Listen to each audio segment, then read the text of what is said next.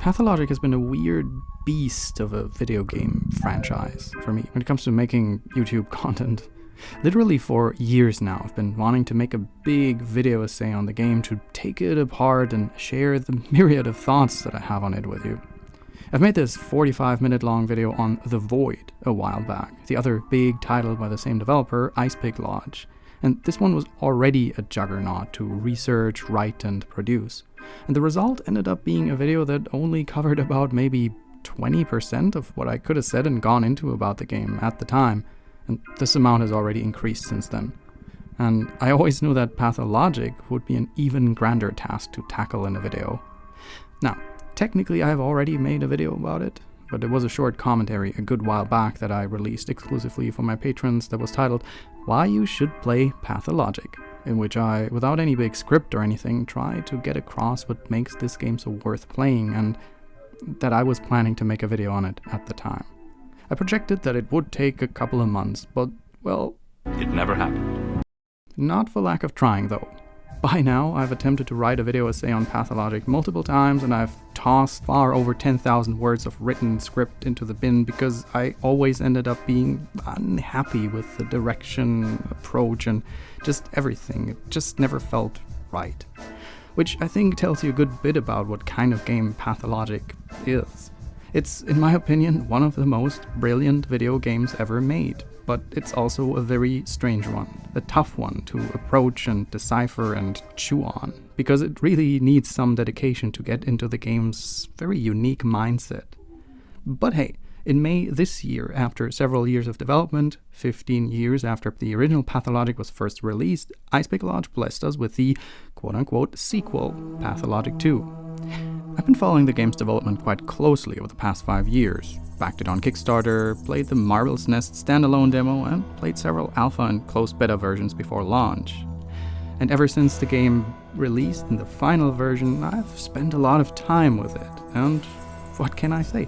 Pathologic 2, luckily, turned out to become one of the best video games I've ever played in my entire life. And in this video, I want to give you a mostly spoiler-free rundown of why this game is so genius in my eyes and why you should absolutely play it.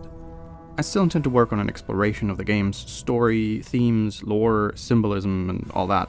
But until that happens, this video is my attempt at convincing you that this game is worth playing, and that the developers should be supported so they stay in business. Sales for Pathologic 2 weren't exactly in the regions of a Red Dead Redemption 2, as you can imagine, and Icepick Lodge has reportedly been financially struggling because Pathologic 2 didn't get the attention it damn well deserves. And I want them to be able to eventually finalize their vision of the plague-ridden Step Town. So let's start with the big elephant in the room question that people repeatedly ask about Pathologic 2. Do I have to have played the first game? No, you don't. In many ways, I actually envy you for not having played Pathologic 1 yet, because your experience starting the game without knowing what's going on in this town in which everything takes place through the lens of the first game will be fundamentally different and maybe in some ways even better. But if you're worried that you're missing out on previous story elements that are necessary to understand what's going on, consider Pathologic 2 to be a remake, a reimagining of the first game's story. The events depicted in Pathologic 2 are exactly the same incident as the one in the first one. A deadly pandemic infesting this town far out in the steppe, with you taking on the role of a doctor who just so happens to be in town at the time. But it doesn't just overwrite, retcon the narrative of the first game and do it again. The first game happened. It's being acknowledged in Pathologic 2 on several occasions, but you're also starting the events, the actual same events of that incident over from the start. The whole thing is framed as being a stage play in which you take on the role of one of its central or supporting actors, and the play played out in the first game, and now you play it again because it came to a certain conclusion and you want to see if you get to a different conclusion. The game is quite meta in its presentation, more on that later. Yeah. The first game is also far, far harder to approach. It already felt clunky and hard to play back when it was released, and in hindsight, it is a tough beast to tame. Its gameplay often feels wonky, and its systems are quite opaque, and getting into the rhythm in which the game presents its story requires a massive amount of suspension of disbelief, especially from a modern point of view, that needs a lot of effort to put in to build it up. It is a fantastic game, don't get me wrong, but it's also a title that's very hard to approach, especially from a modern player's perspective, someone who is, spoiled by the development of video game design in the last 15 years. So if you tell yourself, oh hey, I'm gonna quickly finish Pathologic 1 before I get to play 2, you might end up finding yourself in a dead end. I can just tell you that it personally took me years and several new approaches with lots of pauses in between to even finish the first playthrough of the game. And yeah, there's 3 different characters from whose viewpoints you experience the events of the game, and each one is essential to the game's story, and each one takes many, many hours to complete. Also, the translation of the first game from Russian to English was notoriously bad, which got in good parts highly improved in the re-released version called Pathologic Classic HD, which is the version of the game I would recommend if you're interested in checking it out. But the translation of Pathologic 2 in this case is fantastic, and it features some excellently written prose dialogue with so much nuance that it really makes it worth reading all the dialogue very, very keenly and carefully. It is so well written that you can reliably hear what a character thinks of you or other characters or events that have taken place they're talking about, from subtleties in their speech that's often really meant to go over your head, especially as a new player who isn't really in on everything, to make you feel like you are just one part of the whole equation and not the central character to whom everything is catered. And yeah, all these were elements that made the first game also great. But this time, the English translation is simply fantastic. So, starting with 2, you will begin the story from scratch, just as you would if you started out with the first game. But I must say, in many ways, I find the exposition, the way the story is presented to you, and the way you, as the player, are led through it, to be crafted more efficiently than in the first one. It's probably one of the most original, surreal, trippy, and mind-bending tutorials I've ever played that doesn't even really fully feel like a tutorial. It's such a great narrative build-up as well as an introduction to the game's basic mechanics and themes in a playful way. It really works. I'm not going to go into detail as to why exactly I think that is, because that would spoil key elements of the game, but let me just say that Pathologic 2 features one of the most brilliant uses of the in medias res trope I've ever seen in a video game, or in any story for that matter. In medias res, that's a story that begins its first chapter somewhere at the height of the action, where things are really going down, only to then rewind back to the beginning before everything unfolded. It's often used to give the audience a glimpse of what's to expect, to not bore people to death by slow build-up and everything. But oftentimes I find this trope a little bit annoying, because it seems to assume that I, as the audience, don't have the patience to stand through long phases of build-up. But I kind of love that kind of storytelling. Anyway, in Pathologic 2, the opening is done so mind-blowingly clever. It at first feels quite on the nose, but it gets quickly across that this game tells its story very indirectly and through several layers of narrative obfuscation, if you will, that it constantly makes you question whether what's depicted is a metaphor, or literal, or somewhere in between, or somewhere far off. Uncertainty is the natural state in this game, not just narratively, but also gameplay-wise. And it also strongly foreshadows the futility of your own actions within this cataclysmic incident, and that is one of the game's central themes. Pathologic 2, as I mentioned, plays out in a remote city far out in the steppe in an undefined industrial age time period and location that is hit by a highly infectious, deadly disease.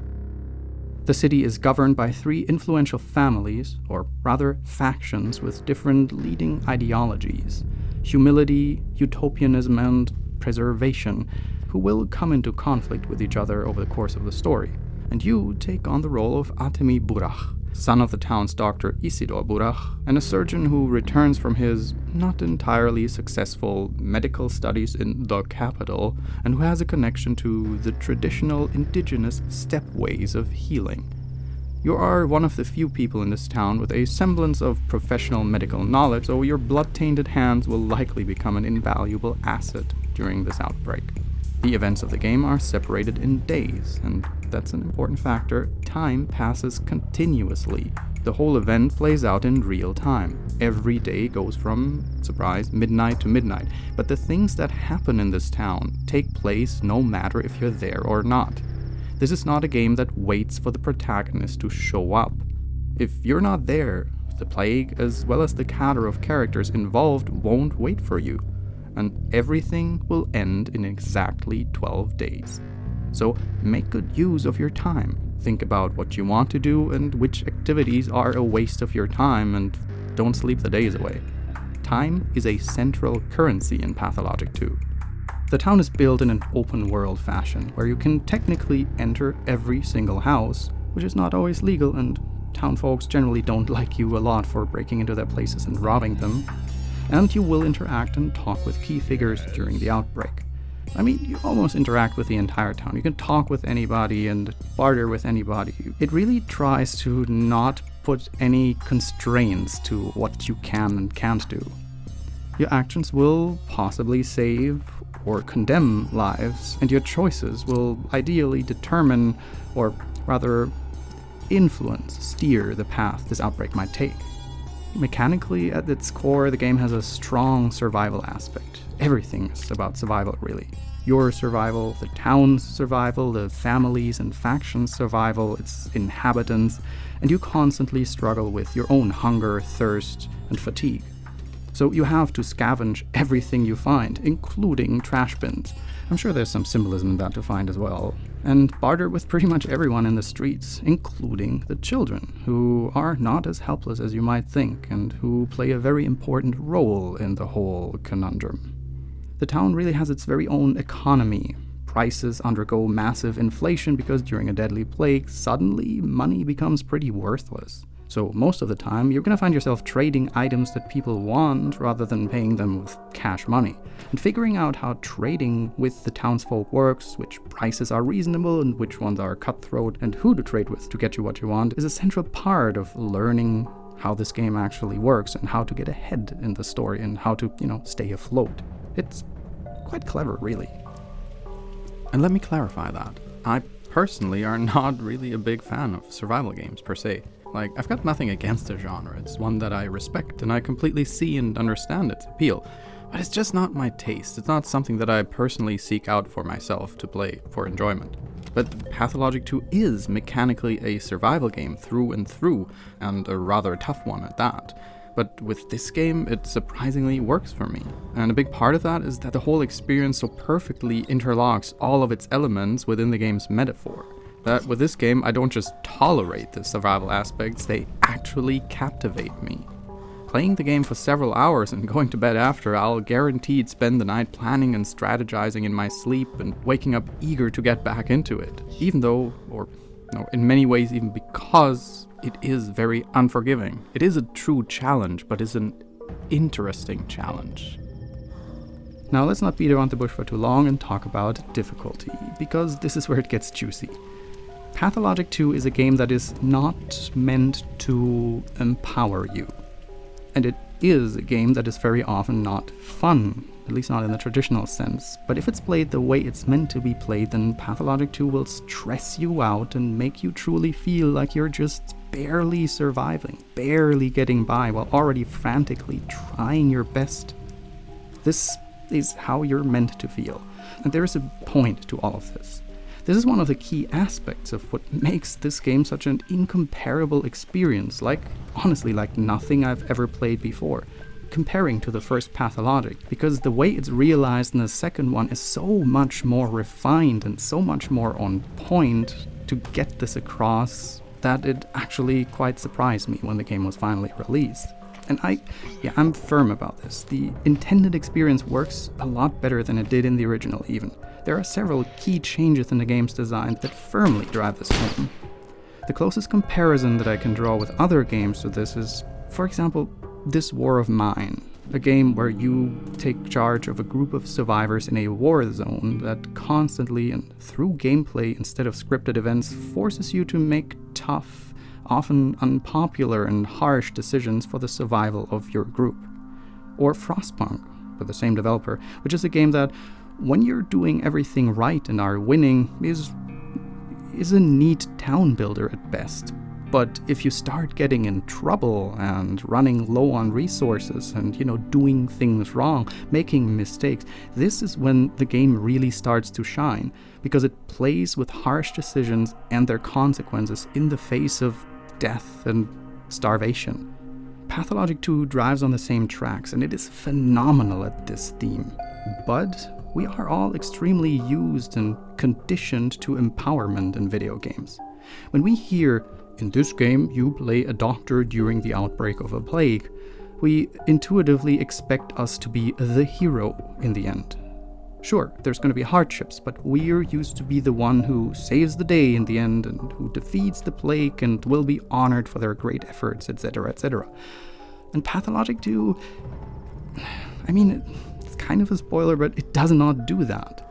It quickly suffocates this notion that you're sent in to save the day, because after 2 to 3 days already, you'll find yourself struggling with your resources so much that you'll end up having to abandon quest lines that you actually found interesting and having to abandon people that you wanted to save simply because you don't have enough time to get everything done and save your own hide. Will you run across the entire map to sell these organs you're carrying around to the guy who buys them for a good price? Because it is going to give you a lot of valuable resources for it that you dearly need, but you will also find yourself super exhausted and hungry when you arrive, and you've also wasted a lot of time. Or will you maybe pay the boatman to carry you half across town to pay for it? But that's expensive. It's a constant struggle, and you constantly have to evaluate what actions will cost you. And there are more currencies than just money. If we extend the idea of currencies like certain objects and their usefulness, time, fatigue, all that kind of stuff, all this is currencies that you intuitively have to consider for each action you take. And even though in the first days the game is already showing its teeth, it gets a lot tougher over time. There is a plague that's breaking out, and it's getting worse and worse over time despite your best efforts. I'm trying not to go into too much detail because discovering what happens is a crucial part of the game and super interesting and oftentimes really jaw-dropping. Also in its presentation, the game is freaking beautiful. I'm really impressed by how well they pull this all off, visually and graphically and aesthetically. This is just... But yeah, I'm digressing. A lot of people were thrown off by the steep difficulty of Pathologic 2, so much so that the developers added difficulty sliders in a later patch, which you can adjust values like how fast you get hungry, fatigued, how much damage you do and take, and how expensive items are. You can really customize the game a lot with this, but I want to try and, for now, plead to you to leave them untouched during your first playthrough, even though I can guarantee you that by that the game will be incredibly tough.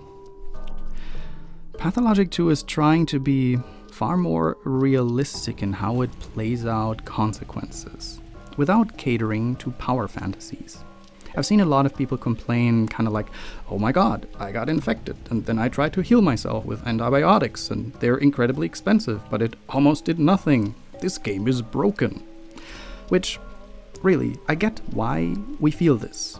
I get why we feel this game is broken because of that. Because when you compare it with other games, usually for you, the player character around whom the narrative is spun, for whom everything is built, there's often a different set of rules by which something like a deadly plague operates. Because you don't want to throw the player off, and the player has to be the savior in the end, right? So we have to build in some safety mechanics in there so that the player doesn't get tossed off a cliff like every other unimportant side character, But hey, seriously, think about it.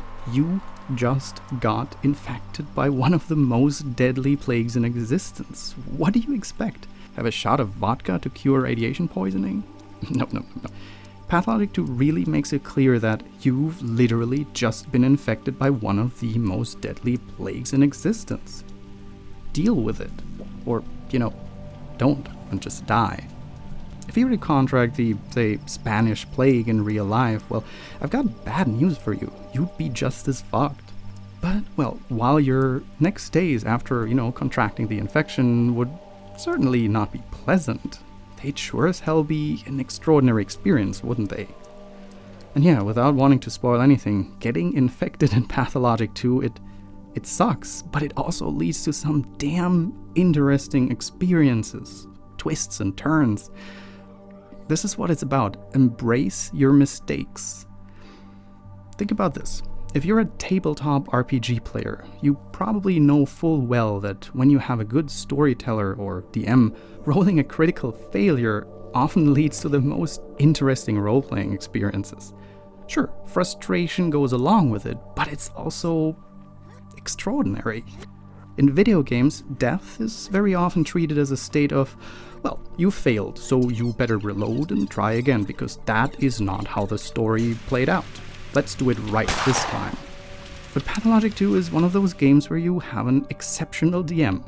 Death, or more precisely failure, leads to the most interesting experience. And let me tell you this, death is not the end in this game. If you play through these entire 12 days, quote-unquote, flawlessly, you will end up with a far less interesting experience than if you ended up teeth-grindingly fighting for survival, trying to save people from dying at a hair's breadth, only to get infected yourself by the plague and finding out that you've nearly been doomed to death, that trying to get rid of your infection is so costly and extremely frustratingly inefficient, and then finding that you sacrificed your last antibiotics that didn't even do shit to keep yourself alive for just a bit longer, which made you ultimately unable to save another infected person that dies because of your choices. But that also includes the other side of this coin, because if you know that your choices truly matter and can truly, pull you deep down, then doing the right choices and succeeding is so much more rewarding, because it doesn't feel like the game just leads you to the path of success on rails, but it really feels like you understood the systems and the city and what's happening, and you understood what was going on, and because you read it correctly and you took the right turns, you succeeded and you helped someone genuinely. It's one of the best examples of narrative effort justification that I've ever played. If you end up breaking into houses because you're so hungry and can't find or barter food anywhere to get you through the day, and it gets critically close, and then during that break-in you accidentally end up killing some harmless, innocent person in self-defense while you were trying to scavenge their possessions, it puts you in these impossible situations, and all these choices the game notices and remembers and takes into account. Without a generic Clementine will remember this. And let me say that again, death is not the end. That is very important in considering how to approach this game, because you usually try to avoid dying in a game, so much so that we, save spam or go back to an older save if we know, we might not be able to do it. But trust me, play it out, even if it gets critical. Play it out and try to survive and try to do your best and embrace it. Embrace death.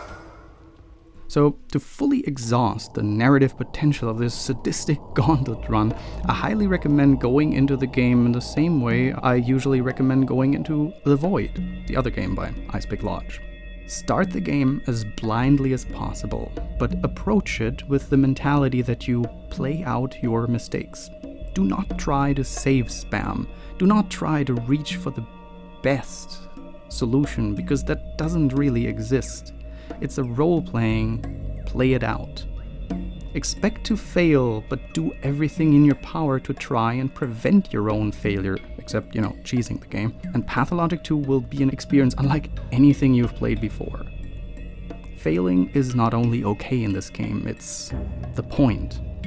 So if you're wondering why this game is so frustrating because your doctor character is not able to take on 5 angry townspeople charging in at you in a knife fight, You've been spoiled by video games, because the answer is right in your question. You're a doctor, you're not a Navy SEAL. The combat is one of the aspects of Pathologic 2 that I saw very often bickered about by critics as being frustrating and punishing. And yes, it is frustrating and punishing. But as I've said, that is the point. I've also read it being described as janky. But as I just said, you are a healer, not a fighter. If you compare this game's fighting mechanics with the original, in which physical confrontations felt like a half-finished Half-Life mod, you can still clearly see the intention behind it. It's meant to be something that costs you dearly. Engaging in a fight was designed to be very likely to hurt you, and every injury needs to be treated, and the material to treat those injuries cost valuable resources that you're already running low on all the time. But in the original, the combat was also very clear-cut and easily learnable, especially if you would save scum. You could quickly find ways to hunt bandits at night without taking any damage at all the time, for instance, and by that, break the economy and always have your pockets filled with money and resources. It was controllable, which sounds good, but it was to the detriment of the actual experience the game intended to get across. While in Pathologic 2, you can sure get better at the fighting and optimize and learn, but its jankiness is designed on purpose. It's not the type of jankiness where it feels like the developers didn't know what they were doing, but the fact that your body feels sluggish, that you feel disorientated by the camera sway when you go into the actual brawl, and especially when you take hits. And also the feeling that when your opponent gets the drop on you, it's very hard and sometimes next to impossible to recover and get back in control over the fight. This is all on purpose. It's supposed to feel nasty. It's supposed to feel like something that is not a joy, something that you don't seek. The game, through loading screens, through tutorials, and through the things characters tell you constantly, really tries to hammer it in that fighting is something that's, as much as you can, supposed to be avoided. This is not a shooter, and this is not a beat-em-up. And you're not a character that's meant to end lives or punch people to pulp, but you're somebody who's supposed to save lives. Such is your skill set, and that's how fighting in this game feels like it's not your nature. After several hours of play, and very likely some unfortunate confrontations that made you end up losing your life and getting punished for it, I naturally became extremely wary of confrontation, in comparison to the original, where I got on top of the confrontations and turned into a Batman at night who just hunted bandits for reputation and money. Here, I tried to avoid being seen at night as much as possible, and only when I got a really good chance of getting in there without being heard, I would take the chance, but it still ends up being something that feels very risky for the reward that you get. Yeah, the fighting, I personally think the way it is solved in this game is fantastic. It goes, as everything, as I keep saying, perfectly in line with the game's central metaphor. Anyway, Pathologic 2 is an exploration of selflessness and selfishness. And it constantly gets you in these situations where you have to take incredibly harsh and painful decisions. But these situations do not arise from a fixed, pre-written script, but they arise from the gameplay directly, from the systems, from the mechanics. And if the developers would have made the game so easy that, you would have a Call of Duty like just enough friction to make you feel mildly challenged, but never too much so you could actually fail, all of this would go straight down the drain. Pathologic 2 is the beauty of disempowerment, perfectly executed, because very few games actually go to the length to explore the complex emotions that lie within failure and shattered hubris. Experience this emotionally firsthand. Like in most games that get the player to make moral choices, it mostly comes from the game putting you straight into a situation where you have to make a choice, a direct binary choice. Like there's often this classical Greek tragedy situations. Oh, you can only save one of two people. You have to pick now which one.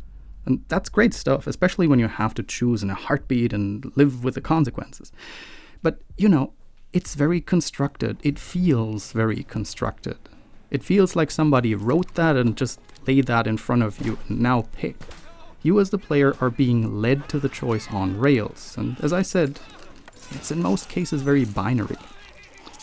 But Pathologic 2 is a game that is so finely balanced that these situations, these moments where you have to carefully consider your actions and their consequences, they regularly arise from this intricate pool of interlocking systems, while always being clear enough that you often naturally, through deduction and observation, have a solid grasp on all the ramifications without the game having to spell it out for you. When you're an immortal observer, like in most games, a participant that is telegraphed to be likely fine throughout the rest of the game, there isn't really anything at stake, right? And that makes it hard to truly feel the weight of your decisions. Only when you as a player have everything to gain or lose does this really come into play. It bears the risk of being frustrating, true, but it's also beautiful. Because a moral choice simply gets so much more gravitas if there are actual, real stakes. And those stakes arise organically from what's playing out in front of you and, behind the screen. Organically from the gameplay. And also importantly, are also clearly readable and telegraphed to the player. You need to be able to understand them, not just being blindly bludgeoned over the head. But Pathologic 2 is excellent at that. It makes it feel like your choices are your choices, and not a checkbox in an underlying choose-your-own-adventure that somebody else has pre-written for you. Now, this game does contain quests in the quite traditional sense that get triggered by all kinds of events, conversations with people, things happening around you, etc. You get to keep track of them with this beautiful mind map, and with map markers on the map, and you can also look around with like a sort of like an eagle sense to see in which direction your map markers are. So that's quite modern and all rather standard. But the way quests are designed and structured in this game undermines the typical completionist mindset you're taught by the vast majority of video games out there. Like, we're used to, if we get quests, to simply assume that finishing every quest in our list is, of course, a good thing. We're often even conditioned to compulsively hunt for this checkbox-filling behavior. But Pathologic 2 isn't so straightforward there, and often uses this compulsion to turn it on its head. Because first and foremost, it doesn't just want you to blindly run from icon to icon, but it wants you to listen, to understand what's going on here, and then decide if the task at hand is actually worth pursuing, and if your actions in doing so might have a desirable outcome and effect on you and the people involved. Which means that sometimes not finishing a quest is actually the better option. And this will feel backstabby to a lot of people, because we're not used to this. But it's not like the game blindfolds you and pulls you on thin ice and then laughs at you. Because if you end up finishing a quest that will have a negative impact on the world in the end, then you've definitely overlooked a good handful of big red flags that the developers waved right in front of your face. Like, let me give you an example here. If you would like to avoid getting spoiled about an important twist in a quest about 1/3 into the game, that's completely fine. So I'll show you a timecode here and you can skip ahead to that and then just miss out on this. So at some point, your friend Lara Ravel will ask you to help her in establishing a shelter for the suffering in her house. And since the running water supply in the town has been destroyed, she asks you to organize one of the big barrels of water that are placed all over town for her endeavor. So you go out and find one of those barrels. But you realize that since water got really sparse and some vandals overnight have spoiled some of the water in the barrels in town, guards have been posted in front of them. So you approach them and talk to them, and they tell you that they first want you to test if the water in the barrels is clean or murky, contaminated. And once you did that, it turns out that the guards with clean water barrels won't, for the love of God, part with them, even for Lara's good cause. Only the guards where it turns out that there's brackish water in the barrels will agree, because they don't need it anymore, and drive the barrel over to Lara's shelter if you agree to that. Now, when I played this just didn't feel right. Why would I send contaminated water over to Lara? But it was a way to end this quest. But I thought there's probably a different solution that I haven't seen, so I decided to decline for now, and since I had more urgent matters at the moment, I took care of some other quests first. And eventually, at the end of the day, I realized that I ran out of time, and in my quest log, the mind map, I got the ominous "some things aren't bound to happen" marker, which feels like I failed. The quest line ended in the conclusion, "I didn't bother with the barrels. Did I make the right choice?" So I talked with some of my friends who also played this game, and I found that some of them actually felt so drawn towards completing the quest that they ended up sending the murky barrels. And that, well, surprise, ended up contaminating the shelter, which means that during the next day, Lara's district and her were infected by the plague.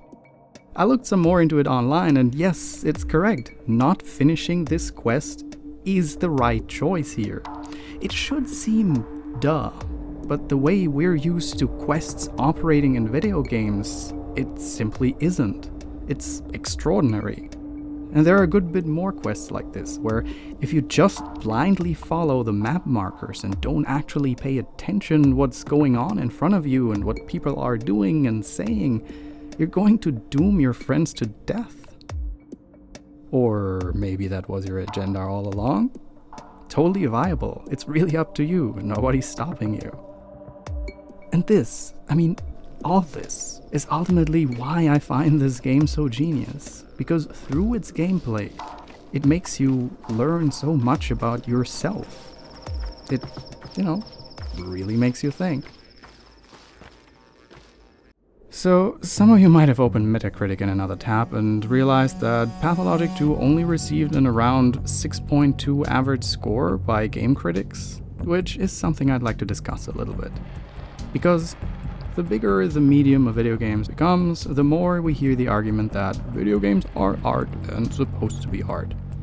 Now we can talk for hours about if video games are art, and which video games are supposed to be art and which aren't, and we could go on with shouting at Roger Ebert, but in essence, this argument often goes in really bonkers regions, where the qualifier for what's art and what's not hasn't really anything to do with the claimant's interest in art, but more with excluding something they like from a group they don't.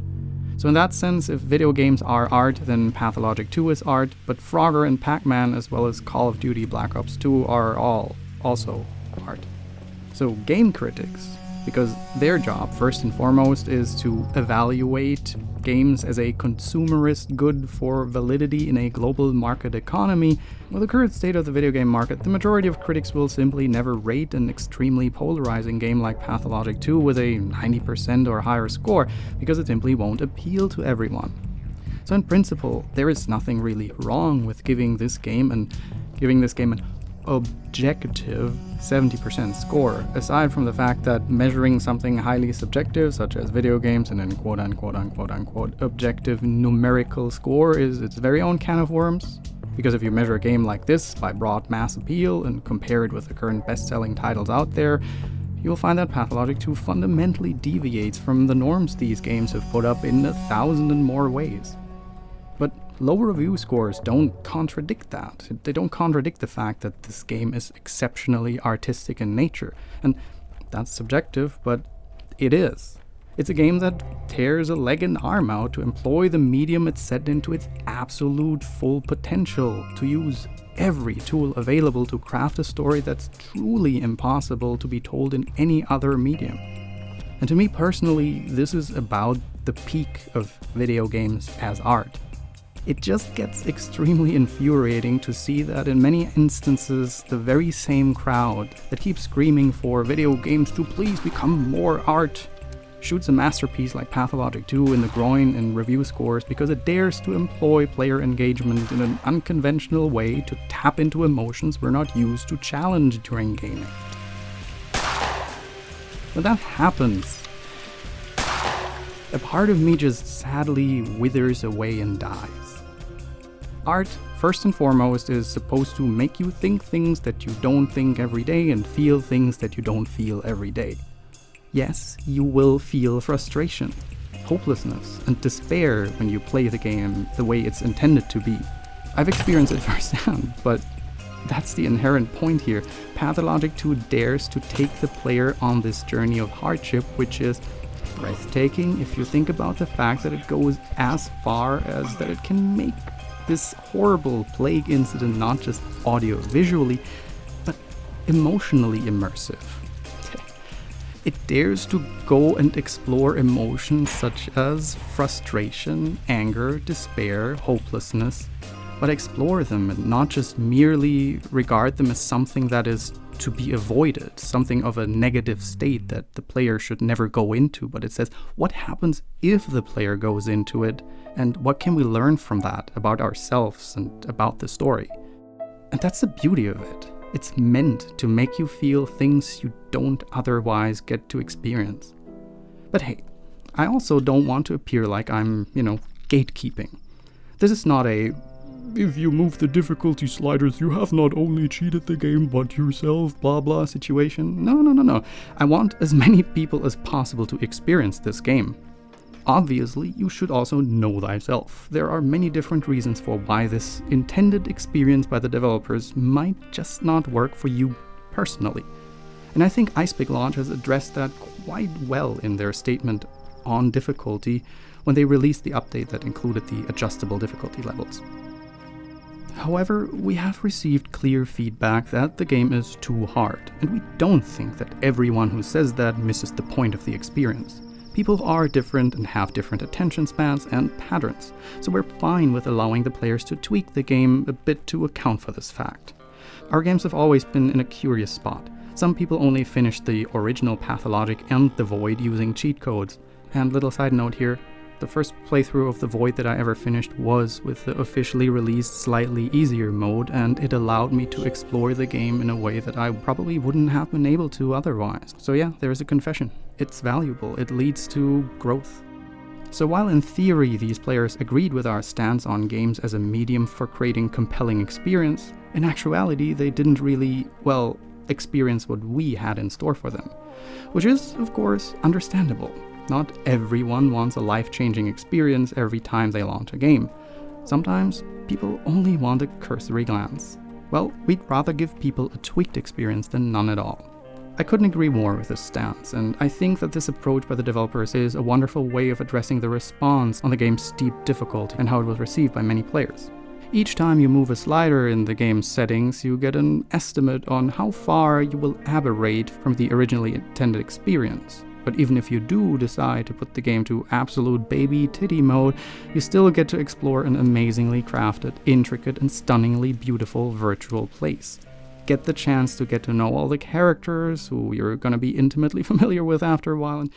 What do you call such a man? A slave. You call him a slave. Yeah, not much to add here. Making it really clear why, if it's possible for players to attempt to play it the way it's meant to be played, while also giving them the option to adjust it to their own preferences if needed.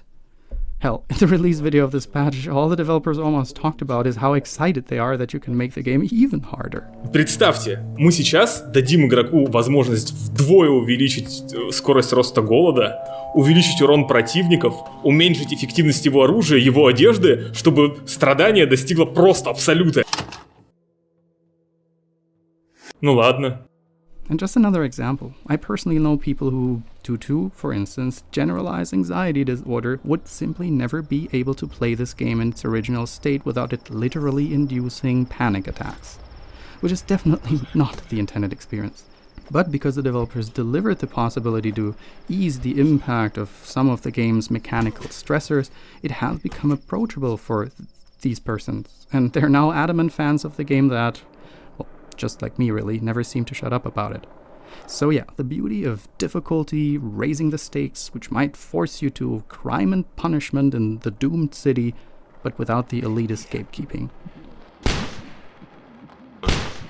Now, this was the main point I wanted to talk about in this video. There are many more aspects about Pathologic 2 that I think are genuinely brilliant. Like the incredibly complex constellation and interrelation of dozens of characters that, Jesus, it took me a long time to even unravel for myself. And you gotta realize that this is a story that has been refined for 1.5 decades by now, Pathologic 2 took the first game almost as a blueprint and built upon it quite effectively. You know, you can take its story just plain literal and you'd already have a good time. Pathologic 2 is an incredible simulation of a deadly plague in an isolated settlement. Signed. But is that really what it's about? If you want it to be, it is. But also, if you want to, you can probably write philosophical, sociological, and political dissertations on the basis of this tale because, man, this game is rich with lore, backstory, history, symbolism, you name it. There is a lot of it, symbolism I mean. And some of it feels quite on the nose, like for instance the city's districts being named after body parts, the spleen, the marrow, the backbone, and the gut. But once you start applying this allegory and start thinking about it, it becomes indefinitely meta. This is very similar to The Void, where the structure of The Void resembled things like uterine imagery and brain synapses. But what does it actually mean? What's the real metaphor here? Is this town really a town, or just an allegory for something? Pathologic 2, as I said, can be read blunt and straight up, or you can start reading into its meta-narrative and get forever lost in a labyrinth of narrative depth. Pathologic 2 is 4D chess of literary video game analysis. And the way the city was designed, rendered, staged, helped the lighting is pretty much always so striking. I just find it so fucking beautiful. And here's the thing. It's so incredibly full with details that bear meaning and supports the game's themes and story. Like I just mentioned the lighting. You've probably noticed the striking close-ups when you engage in conversations, right? Super minimalistic and focused on everything that's necessary at this very moment with no excess garbage. Almost pitch dark background, clear and bright dialogue font, and the character portraits close up and highlighted through dramatically staged lighting. This is that character in the current dialogue being in the spotlight. I said that the whole thing is framed as a theater performance. All the other lights are dimmed right now, the whole theater is dark, and the entire focus is on that actor right now. And the lighting that hits them is deliberate and nuanced, full with detail again. Here's an example of two different herb brides you meet several times throughout the game. One is rather reticent in character, the other is more forthcoming, almost assertive. And you can see these differences of character represented in how they carry themselves and how the lighting frames them in dialogue close-ups. This is the case with every character. The spotlight positions, intensities, angles and colors, and objects that obstruct the light to cast shadows on them, they're not just placed randomly or to just look nice, but there's a lot of thought put into how to stage and light each actor to support the character and the role they play. Keep an eye out for that, it's really fascinating. Also, is one of the few games where a smaller character actually looks up to you. Ultimate Dad Simulator. But yeah, this holistic approach to crafting a game, having every single aspect of its design from mechanics and gameplay systems over visual design, graphics, lighting, sound, voice directing, writing, you name it. Man, even the item descriptions in this game are so deep and tongue-in-cheek it puts a Soulsborne to shame. I love this, because it leaves me room to find my own meaning in it. When you start interpreting games by Icepick Lodge, people will come and tell you, no, wrong analysis. It means this, not what you said. And, well, they're frankly wrong. There is no one meaning behind the story. It's more like a Tarkovsky film, where it's more about metaphors over symbolism. There is no finite meaning to its imagery. It's open for individual reading and interpretation, and that's what makes it so fascinating and enthralling. It's that type of story that you experience once at a certain point in your life, and you pick up on certain things and read something into it, and then you come back to it maybe several years later as a slightly or vastly different person. You know, you might have grown a little bit personally in the meantime, and you suddenly find completely different things in it that matter to you, and suddenly the whole game starts meaning something completely different. And all of these interpretations of you and of other people are completely valid. I don't know, there's only a handful of stories, no matter if it's film, literature, or video games, that worked quite like this for me. And Pathologic 1 was definitely one of them, just like The Void was. Like, my video on The Void in some ways offered a probably rather unique reading on the game in part. And I found it super exciting and humbling after I released it to actually have the people from Icepick Lodge reach out to me, and they told me that they really enjoyed my personal reading of the game because they've never quite looked at it from this exact angle, but that it ultimately made them also look at their own work from a completely different perspective, and it was completely valid as an interpretation. And well, Pathologic 2 is once again exactly this type of storytelling all over again, just seriously on a scale that blows the roof off. I saw an interview with the devs where someone said that if you want to play Tarkovsky's Stalker as a video game, this is a good place to go for. And I couldn't agree more. I used to think that back when I played the original. There is just something about this confined space in which the laws of nature are strangely subverted and varying ideologies and philosophies approach the problem, this extraordinary situation people are exposed to in different ways, in their own ways, and none of which is the right way, but each of which leads to different results and thoughts and solutions that are fascinating to observe and study and think about. People can discuss for decades and still not come to a fixed conclusion. The fact that this here, though, is a game, it turns this experience into an extremely introspective journey for yourself, because you're the one who does it. You're not just observing. And well, the harsh reality of survival is the catalyst to unlock lizard brain responses from you, the player. It's like holding a dark mirror in front of you. It's so chock full of story, lore, meta-narrative, and meaning that, as I've said, I've been biting my nails over it for years to write a comprehensive analysis/interpretation on it, and nothing even felt close to satisfying or making it justice for myself. I'll get there. I hope. I want to. So, let's wrap things up. You might have noticed that in the first game I mentioned that you play one of 3 different characters. The Bachelor, an outsider, medical student who approaches the plague and deals with the town with a very scientific, academic standpoint.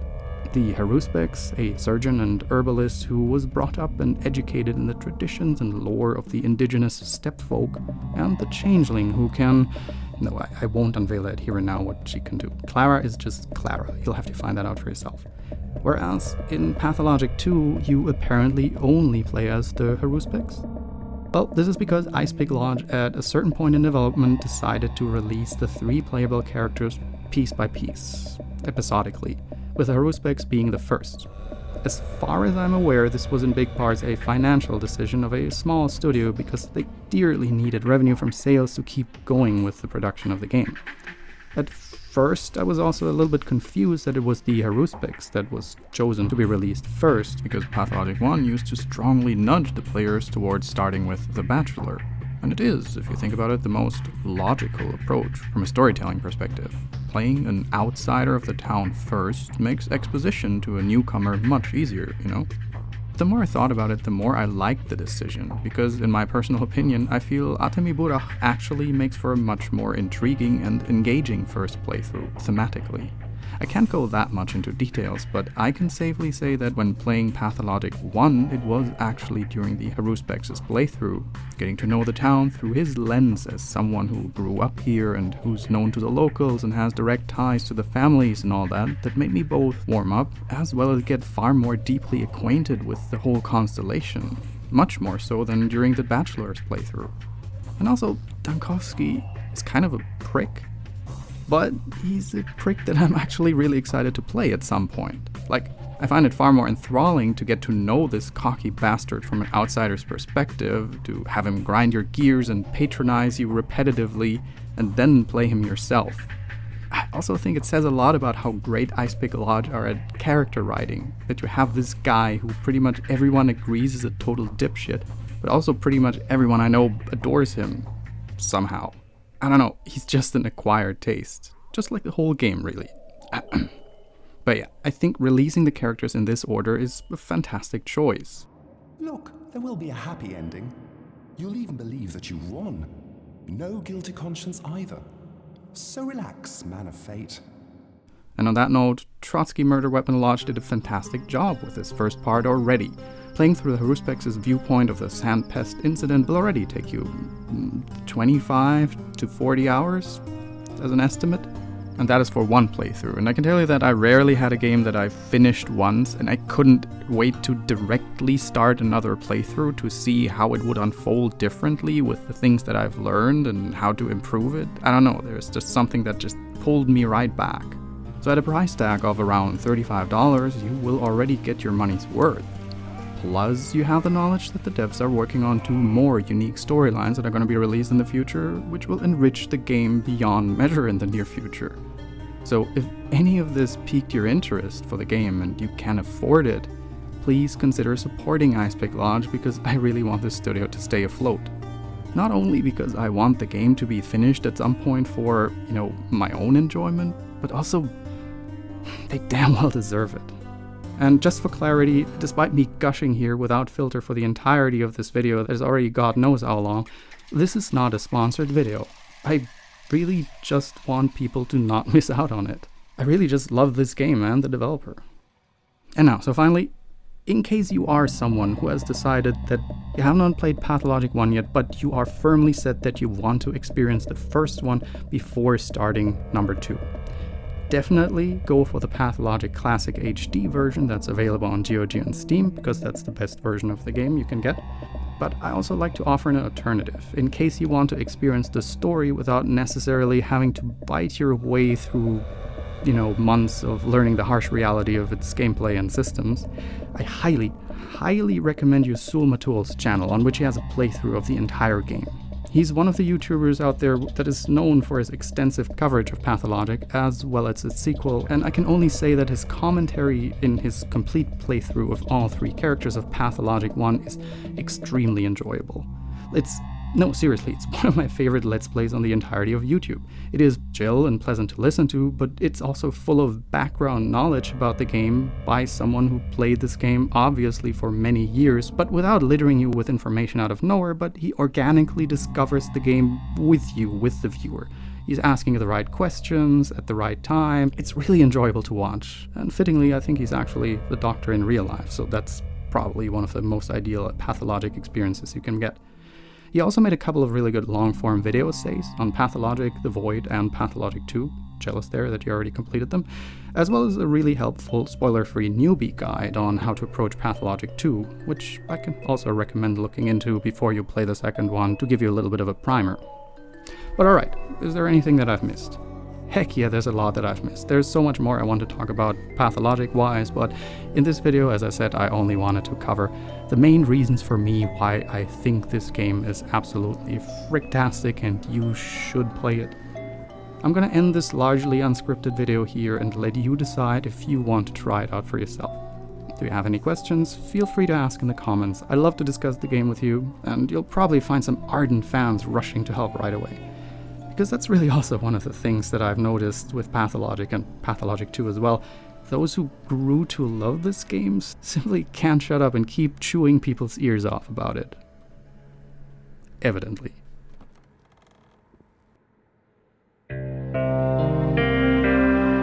А под конец Icepick Lodge.